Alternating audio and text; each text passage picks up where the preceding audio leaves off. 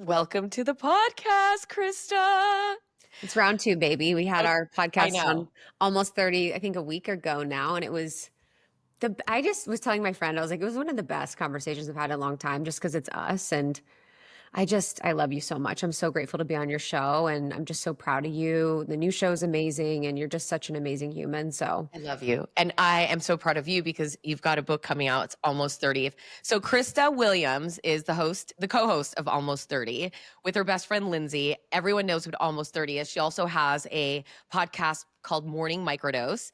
But this book, Almost 30, is coming out June 9th, is it? 3rd. Oh, 3rd. Okay. So I have so many questions that I want to get to. Thank you for being on Redesigning Life. You were going to be on my show, but you couldn't do it because of your schedule. So next season you're on it because I adore you. And maybe I should give people a little bit of feedback. So you and I have been friends for a few years now. We met at a lunch with Terry Cole. And I don't know what it was, but I'm like, this bee is going to be, I think I forced you to be my friend. No. So we would go on these really long walks and talk about the craziest things. And what I realized is that nothing that we ever talk, like nothing is off limits with you. And I've realized that you're like that in this book too. You talked about everything from spirituality to relationships. So I want to get to that first, but you start off the book with something called your Saturn return. I'm like, your Saturn return. I can't believe that I never heard about this because I've gotten my chart read and I have, I have astrologers that I go to like at once every 6 months. How the heck did I not know about this? So for other people who are living in a cave like me, can you please explain to the listeners what your Saturn return is?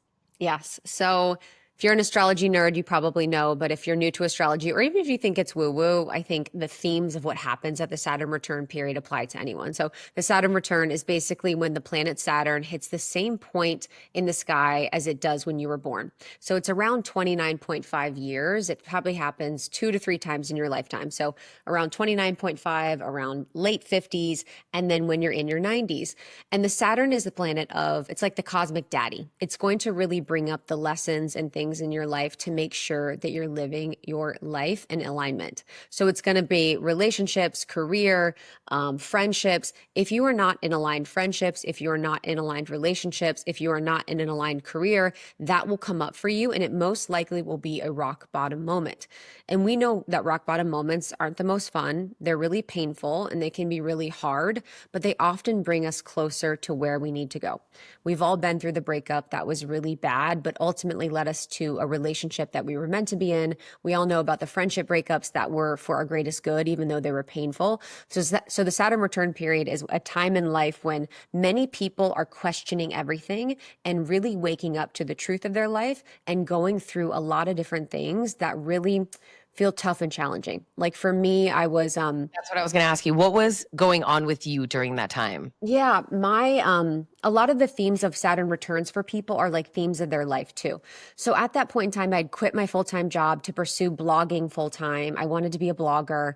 I ended up not making any money blogging. So I had to serve and nanny and make weird videos for this Chinese brand. Like it was such a weird time. I was really struggling with my body too.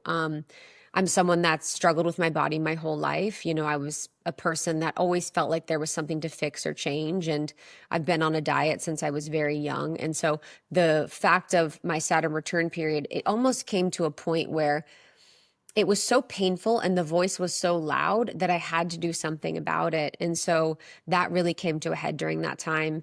And then I didn't really know it, but I was in really codependent friendships. I was in friendships with women that I had to self-sacrifice for their love.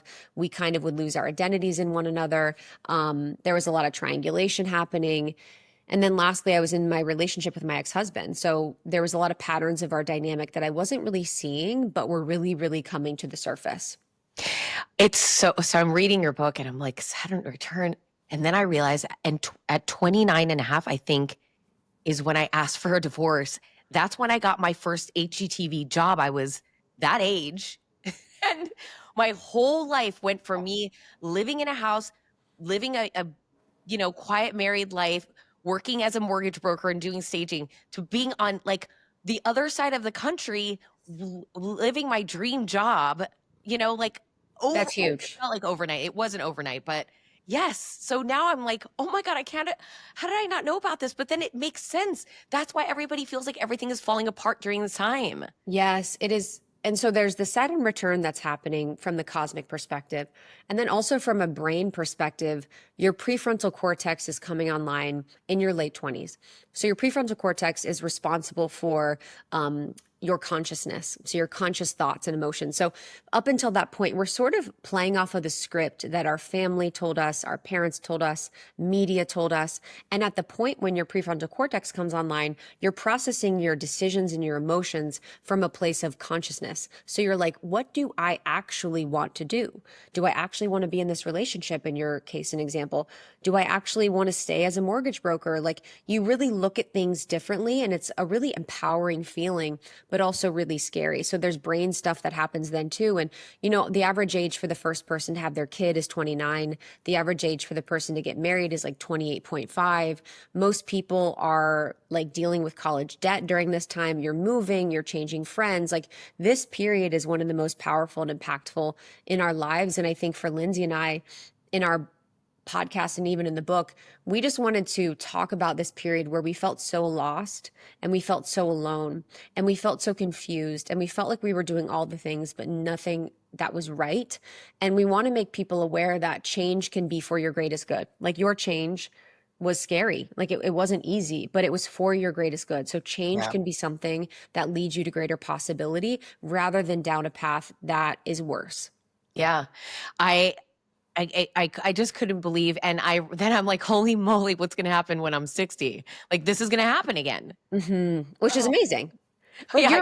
but again, you're living, this is the thing, you're probably going to be living aligned. So Right. it's going to be beautiful. It's going to be good. It's like, it's all to help you in your alignment. It's all supportive of you. I think we have such an interesting relationship culturally with change, where we feel like change is scary. Change is something we need to brace for. But I think most of your listeners and most people that I know, they have a vision for a life that they want. They have a vision for a relationship that they want.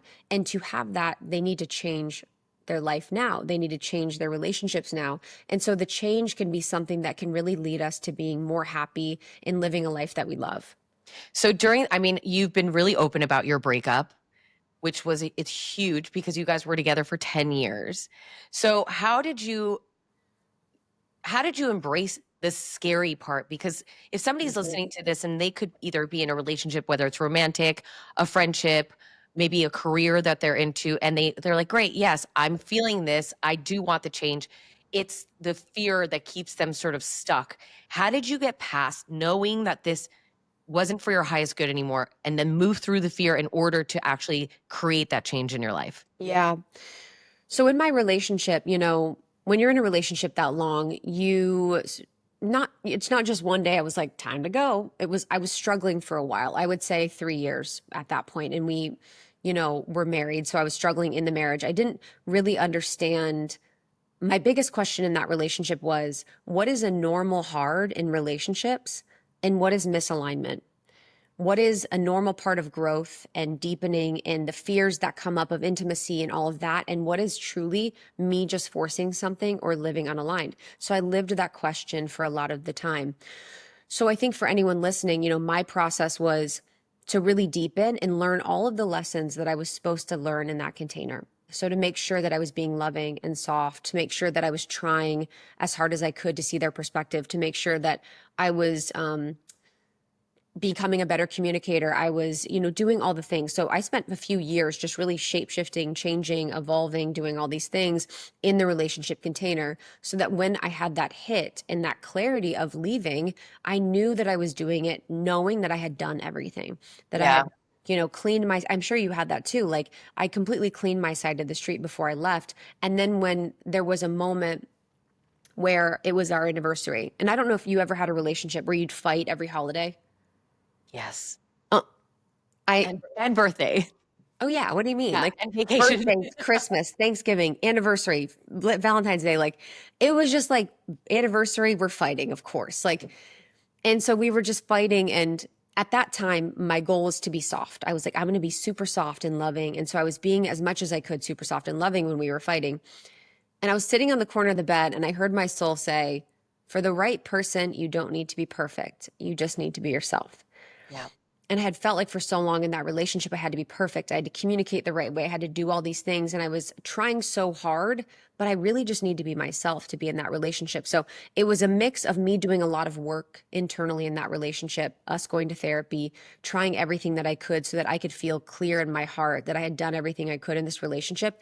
And I had gotten the benefits of a spiritual relationship container. And then two, it was waiting for the clear sign from my soul.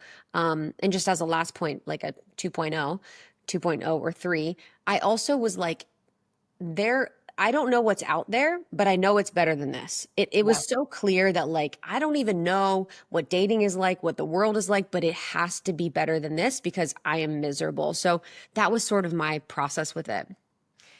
Yeah, I think that's great advice. I remember when I broke up with Olivia's dad, I tried everything, and I did it more so that if Olivia ever asks me when she's older what happened, I can look at her in the eye and say, I tried everything I could to repair that. And I think that's really important, especially in a marriage, because you never want to second guess. Because I don't know about you, but for me, like second guessing is one of my favorite hobbies. Oh, oh I've yeah, gotten better at say it, but more. it's a lot.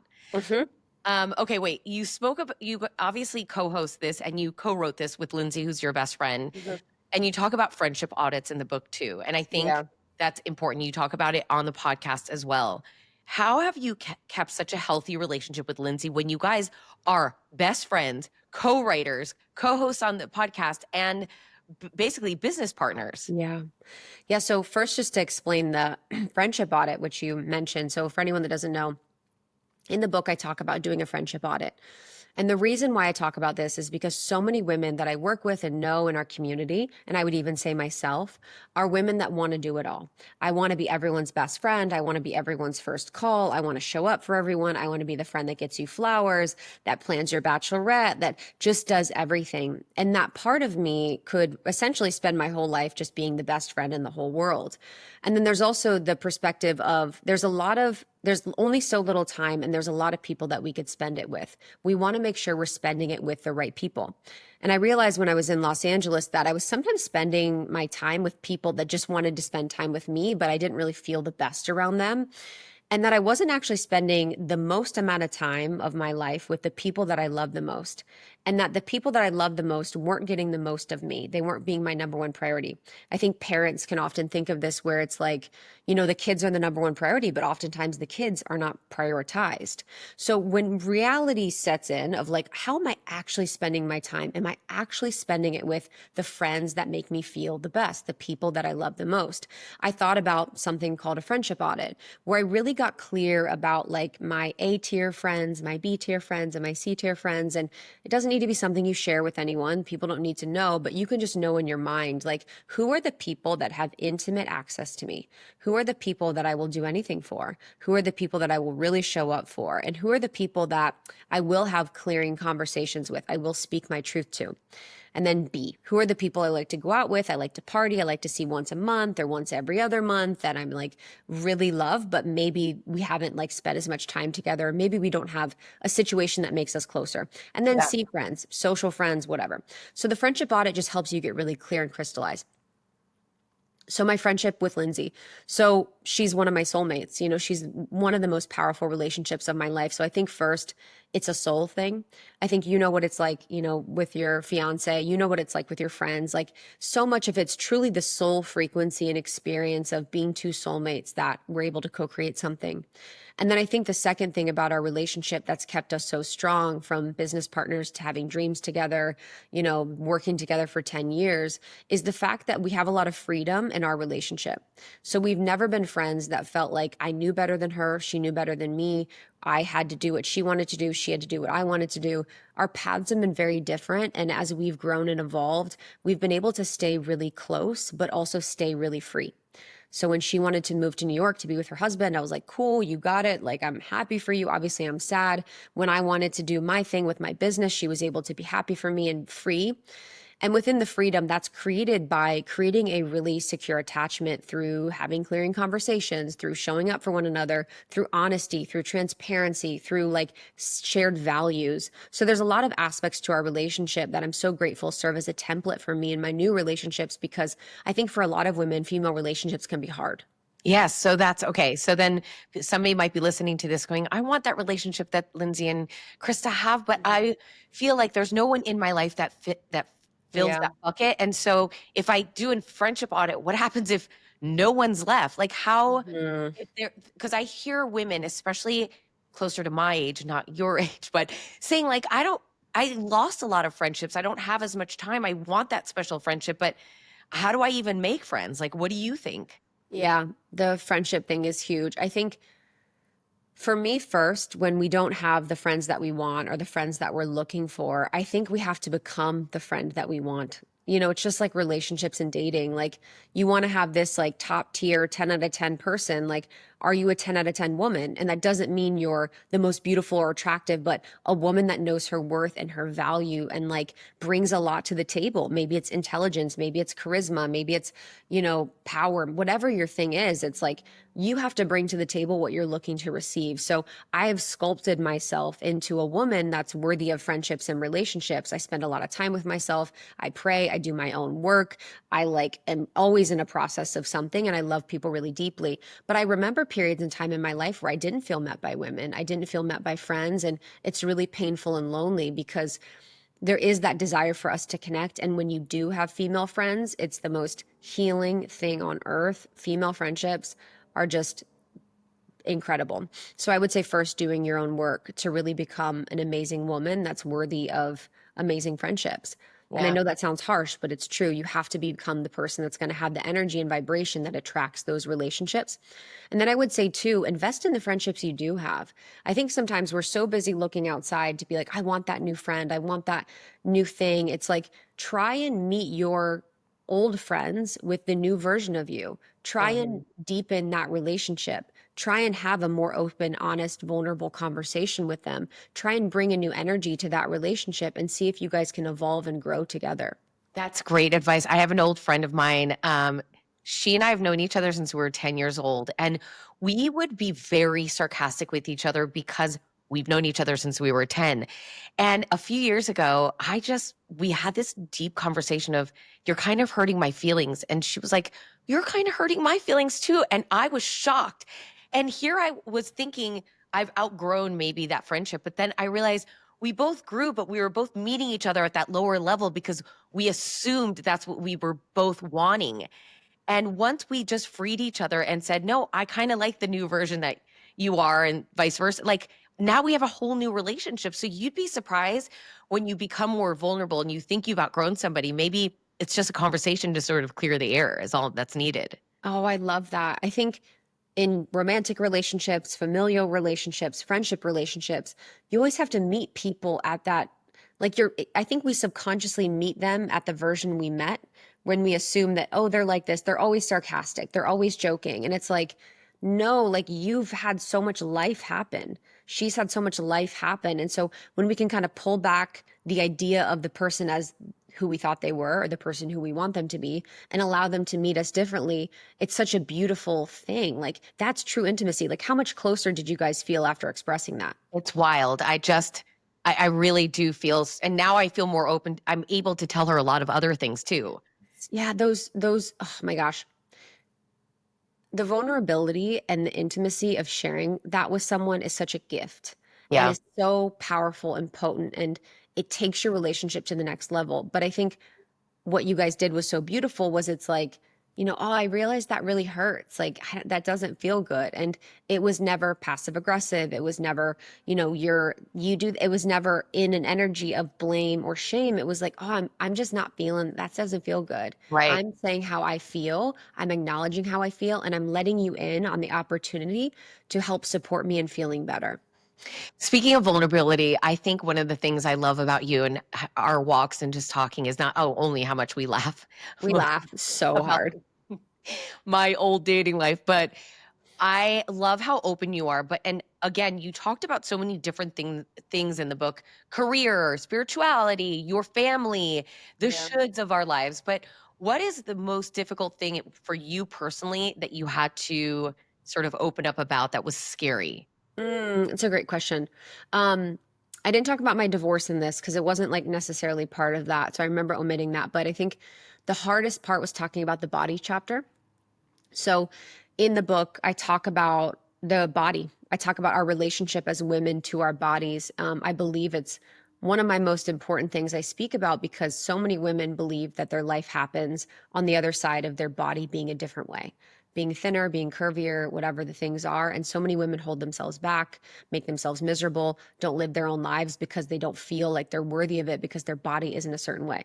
So I was someone that, again, struggled with my body my whole life. So the first part of that chapter, I talk about when I was in Mexico, I went to find this diet drug that like was told to lose that I told I was lose weight on it. It was a prescription drug. I had to go to a pharmacy and I bought like 3 months supply of this prescription drug that I'd have to get a prescription for in America, in Mexico. And I was like plotting all my trips back to Mexico to start getting this drug because once you started taking it, you had to take it for the rest of your life. This was pre-Ozempic days. So it was actually a thyroid medication and it was for your thyroid, but it's supposed to make you lose weight. Or I read it on Reddit, something crazy. Like the mind of someone who struggles with their body is so insane. You just go to the ends of the earth. So sharing that story was really I just made me sad of how far I would go, and I've never shared it before, and I never ended up taking the drugs, thank God. So I'm very grateful for that, but I just was like, wow, that was like a very, very deep low for me and very embarrassing. And is that why you started the Metamorphosis? Yeah. Yeah. So basically, Metamorphosis is my body transformation program. So I believe that to change our bodies, we need to change our minds. And so in Metamorphosis, it's like a spiritual approach to weight loss and loving our bodies. And that's a lot of the reason why was because my journey was so painful. And I realized that the thing that changed my body, because my body's transformed since my divorce a few years ago, was that I was feeling my feelings. I was speaking my truth. I was not associating food as a coping mechanism or to numb. And I was being more present and allowing with life. And that freedom and liberation and relationship that I had to food and my body and God was what really helped transform me into living in a body that I love and I celebrate and I'm excited by. And I want that for every woman. Well, so then what changed from from the girl who was going to Mexico? She was going to Cabo every 3 months for this these pills to what slapped you in the face Yeah. to change that? So I remember I was walking across, it was just a normal day, and I was walking across my kitchen and I was in my normal pattern of my morning routine. How many calories am I going to have today? What is the food I'm going to have to be in those calories? What is the workout I'm going to do to burn those calories off? How many steps am I taking? How many macros? I was just in my Tetris game math experience of deciding all my numbers. How much did I weigh? I just got off the scale. How much should I weigh? How much do I need to weigh for this? And I was just in the loop of it. And there was a moment of like click of consciousness of like, oh wow, like this has been my life. And I think at this time, I'm going to accept that I'm going to live a life like this, that for the rest of my life, I'm going to fully be stuck in this dynamic. And that surrender was like a true surrender. Like I truly was like, I give up. Like I completely give up. This is just what it is. Maybe next lifetime I'll live in a body that I love. I'll feel free. And that surrender was like something I didn't plan for, but was the most powerful thing because it created the spaciousness around it so that I could transform and evolve. And it allowed possibility because I could see the truth of what I was doing and what I was going through. And then after that, doing internal family systems, which is parts work. It's a psychotherapy technique that I practice with my clients and I do all the time. It's so powerful for healing your relationship with your body. And then finding books like Women, Food, and God is one of my favorite books of all time. Doing work on the mother wound. Like I was really taking it from a more spiritual perspective than like the strategy because I'd lived in that my whole life. So finally adding that spiritual element was really what helped change everything. Do you feel like everyone has their thing? Like for you could be food, for somebody it could be shopping or gambling or just fill in the blank. Do you feel like What's yours? I told you on your podcast, for me, for a long time, it was drinking Oh, yeah. because and then one day I'm like, I'm so tired of thinking about drinking, whether or not I'm going to drink. I'm not going to drink. If I go I was so freaking tired of it that I was just enough already, enough of using something outside of my own body to escape my mind. Yes, yes. Oh my gosh. I do think, I wouldn't say everybody because I don't know, but I do think we humans, we all have something.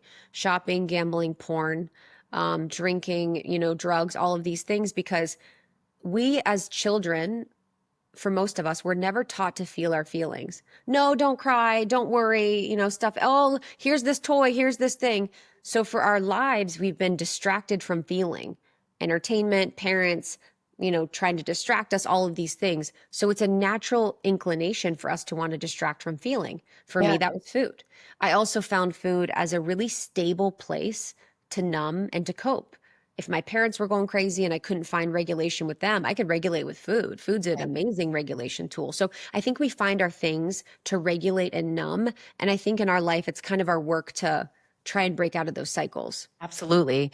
And in addition, I mean, you seriously have like 45 different jobs. I I know do retreats. So it's like you embarrassing. no, I love it. I love it. I hate it because I never get to see you, but I love that you're always doing something fun. You do these amazing retreats. How in all the time that you spend this really intimate time with women, what's um what's something that keeps like that people are feeling that's sort of a like a theme that you feel like women are grappling with? Oh yeah. Yeah, so for anyone listening, I work one-on-one with women as a coach, and then I also do retreats in places like Ibiza and Switzerland, and they're really luxury and just really deep and authentic and beautiful, and it's like my favorite work to do. I would say the thing that I see women struggling most with right now is the desire to be in their feminine. So many women right now feel like they're burnt out and they feel like they're living their lives in their masculine and they deeply desire to be connected to their feminine, to their essence. And there's this disconnect where they're not feeling safe enough to be in their feminine. They're not feeling the ability to be in their feminine. And so it's definitely the biggest theme that I see. Yeah, I told you I went to Hoffman uh, back in 23. Gosh. And one of the biggest things that I took away from it is that soft is strong. Because for me, hard was strong. And I was hard all of my life. And I think that once I was able to drop down into my feminine, my whole life changed. I was able to ask for help, become softer with my friends, with my family, my parents. I forgave them, because they're human as well. And everything changed when I just stopped carrying that weight. And I feel like we are all doing that. And it's exhausting. I think I'm not usually like blame the system person, but I do think that our system does not set up women to be well. Women are now overeducated than men. We're out earning men. We're not only the breadwinners now in a lot of cases, but we're also taking care of the kids. We're also maintaining the spiritual connection in the relationship. Like women are very attuned. So they're kind of monitoring the health of the relationship. We're also like there as mothers, there as sisters, there as friends. So the kind of natural inclination for women to be community based, socially oriented, to be givers is sort of being exacerbated and taken advantage of by the current system. And women are just finding themselves like having no energy, no time for themselves, feeling depleted, feeling like they can't be soft because the system doesn't really allow people, if you're in the normal matrix system 9 to 5, it doesn't really allow you to be soft. If you were in a corporate job, I was in the corporate world, I would cry all the time, but I'm like not well. So I would just cry all the time, but it's not normal to be crying at work. It's not normal to be emoting and expressing your feelings. We're on a system and cycle that doesn't support a women's cycle. Women have 28-day cycles, men have daily cycles. Like we're just kind of not really setting women up for success here. And I think it's been really heartbreaking for me, for women to see themselves never living in a life that they love because they feel like they have to do so much for other people. Oh, especially for me, like growing up Yeah. Black, both my parents are Cuban, and that's what that was celebrated, for you to abandon yourself constantly for your husband, the children, the house, the dog, the cat, the bird, your job, this, and then at the end of the day, if you have like a minute, then you could go take a bath. Like, what? Yeah, I remember, I'll never forget Oprah. I think it was in the 90s, and she had a show on where this person was talking about to the women in the audience, and she was like, you guys should put yourself first. You need to fill your cup up first. You need to take care of yourself first. And all the women in the audience started booing at her because they were like, no, we can't. We have to take care of the kids and the family and all this stuff. And they were so upset by that concept and that idea. And it's so powerful because I think we're seeing that now where we're understanding that we need to take care of ourselves and we need to find balance and we need to find, you know, purpose and we need to find boundaries and more clarity in things. But I also just on the feminine thing as a second point, I also want to be mindful where women are using everything they can to like feel like they're doing something wrong. I think women have this natural inclination to always want to be better, to do better, to feel like there's something wrong with them. And I think sometimes the conversation around the feminine makes them feel like they're always doing something wrong. Where I also want to kind of alleviate that, where it's like the feminine is created with safety within yourself, of course, but a masculine also can provide that safety really well. And I don't know a lot of masculines in this moment that are really at the point where they're holding women in a healthy masculine frame. And so there is a lot of other factors that are not really supporting them in their femininity. I mean, that's a whole other conversation. That's like an entire other podcast that I could Oh, I talk know. for hours about. So I love that you started the book sort of talking about how you and Lindsay started the podcast because you started with like a $25 microphone, if I'm remembering it correctly, like in the closet, and then you tried to do something at a restaurant. And I think a lot of people wait until they have the perfect camera, the perfect this, the perfect weight, the perfect outfit to do the things. And I love that you just did it. And obviously, it's a huge success. But I know the book is not just for somebody who's turning almost 30. So, in your words, who is almost 30? Who is this book for? I think it's for anyone that feels behind in life, that feels like they don't have the job, the purpose, the career, they don't have the relationship, they don't have that thing, you know, that they're kind of here and looking for. And it's just the reminder that you're not behind, you're becoming. Because so many of us feel like we're doing something wrong and like we need to be somewhere that we're not. I still feel like that today with the life that I live. I still feel like I'm behind in a lot of different areas. So for it's people that feel that way, and it's anyone that has a relationship with change. You Yeah. know, this book is about the Saturn return period, but all the information in it is all the lessons and things that I've learned over the years hosting a podcast, interviewing some of the best and brightest. You recently, we have Pass the Mic sections from people like Mel Robbins, Jay Shetty, Glennon Doyle. You have Like, a lot. I was like, what? So yeah, he's talking about pass the mic. It's just these little blurbs in the book that it says pass the mic, and it's these quotes from people that were on the podcast. But it's not, I mean, it's some pretty amazing people. And you guys have interviewed probably every single person in this world, in, the spiritual mindset growth world. So out of all these people that you had. I just love that you've went back and shared the nuggets. So it's kind of like the best of your podcast. yes, it's the best. And most of the people that we have quoted are like 40s and 50s. So it's not like you're going to read a quote from a 30 something. Most of them are people that are older that have been through it and that have seen it. And, you know, we really also wanted people to have a better relationship with change, better relationships with their body, better friendships, better relationships to purpose, God and their soul. It's like, it's a very meaty, hefty book. Like, if you know me, I'm not like a light person. Like, I'm super deep. I'm always going to get No, to but you're it. fun. You are fun. I'm so fun. Yeah, I'm actually that, but we're fun together.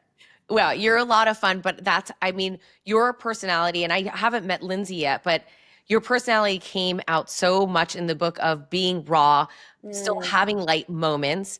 And I think everyone is going to benefit by getting the book. I'm so excited for you. One last thing, though, you were just talking about how you are still dealing sometimes with the not doing enough. And I was just talking to my best friend, Trish, about it this morning, Wow. where I go from this ebb and flow where I'm like, let it flow, just receive from the Fair. universe, to why isn't this person calling? I should call them back. I should email them right now. And so, do you deal with that same sort of juxtaposition in your life as well? If yours is by the hour, mine is by the minute. Like, this whole process with the book has been a tornado. of emotions and feelings of I'm surrendered, it's all good, let God show me the way. And then the next second I'm like, I am absolutely not doing anything right. This is, just that journey I'm on right now, and I think it'll kill me because it's such a tough one, but that's such a deep question. The idea and thought of surrendering in life is not small. Like, we as people have believed that we've created our lives and our experience and our existence, and in a lot of ways we do co-create, but to surrender truly is not a small feat. And I think that's my biggest struggle right now, is my deep desire to surrender. I really want to surrender my life over and just have more miracles and magic and have more of what's meant for me come for me. But I also want it to look exactly how I want it to look like. So it's like, what is that?